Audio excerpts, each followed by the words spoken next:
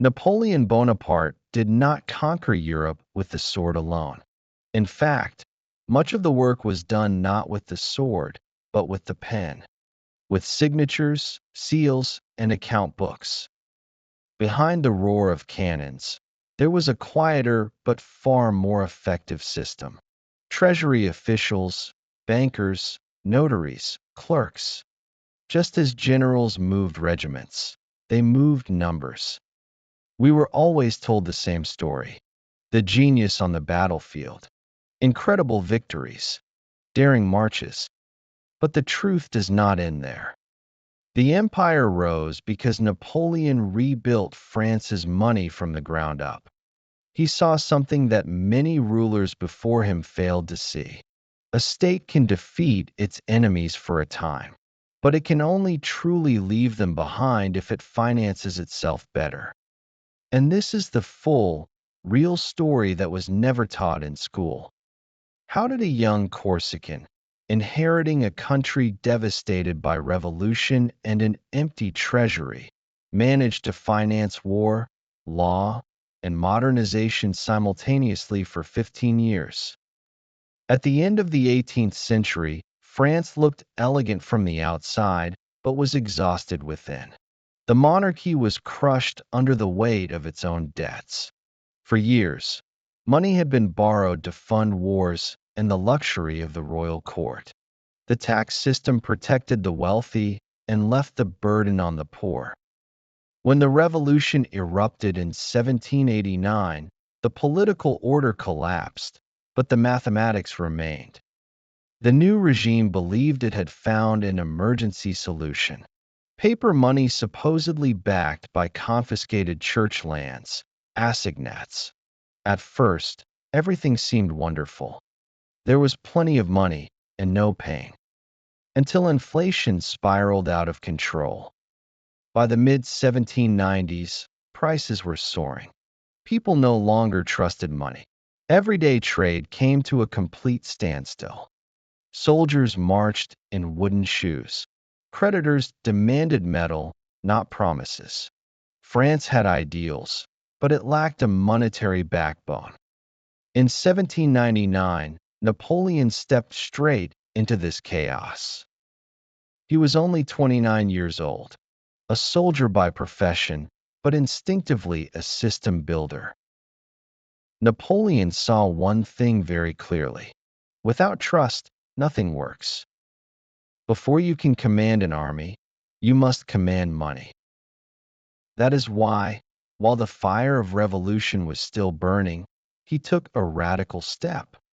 He founded a bank. This was not one of the old regime's privileged financial clubs.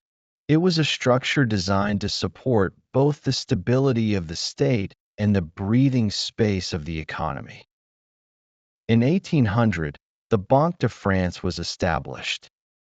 Private investors provided the capital. The state set the direction and granted the privileges. This was a deliberate balance. Purely state money would have surrendered to politics. Purely private finance would have created a new elite. The new bank discounted commercial bills, fully organized payments, and most importantly, issued banknotes in a limited and controlled manner. The message was simple: your money is valid. Your wages have value. Trust is not built with speeches, but with foundations. Napoleon added two more. First, he took the treasury seriously. A quiet and disciplined financier, Napoleon, was appointed to lead it. Cash flows were brought under control. Deficits were identified. The state stopped improvising and began accounting. Second, he gave France a real currency again. In 1803, the franc was tied to fixed weights of gold and silver. This was not an ideological choice. It was a psychological necessity. People needed to believe that the money they received tomorrow would mean the same as it did today. But money alone is not enough. What sustains it is taxation. Napoleon knew how the Bourbon system of private tax farming produced corruption. He abolished it entirely. From then on, taxes would be collected only by the state. Land and property taxes were reorganized. Professional taxes were clarified. Indirect taxes were placed under very strict supervision. Inspectors carried notebooks, not bribes. The cadastre was expanded. The state now knew who owned what and how much was being produced. In 1807, the Court of Accounts was established. Where money went, who did what, everything was monitored. This was the foundation of trust. After that, Napoleon turned to the core question. How do you finance continuous war without going bankrupt? The answer was very clear. By managing war exactly like a cash flow. Victories were not just military successes, but sources of revenue. Defeated states began paying indemnities.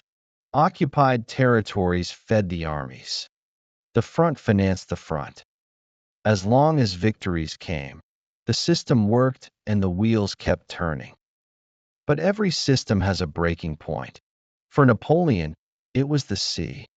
He tried to strangle Britain with the continental blockade. On paper, it made perfect sense. In reality, people still needed to live. Smuggling exploded. Ports fell silent. Allies grew exhausted. Coercion can never replace economics. And then came Russia.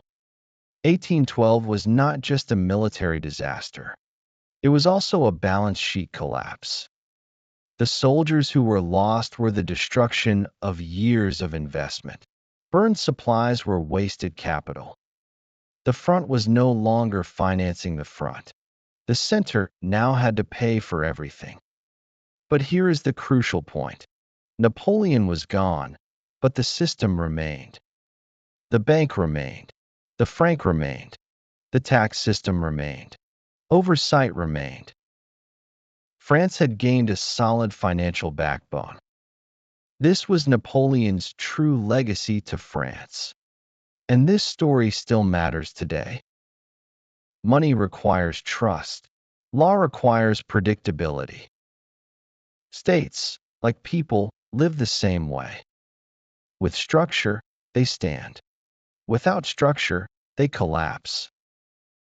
If this narrative gave you a new perspective, subscribe. History holds the answers. I simply show you where to look. You can support us by liking the video,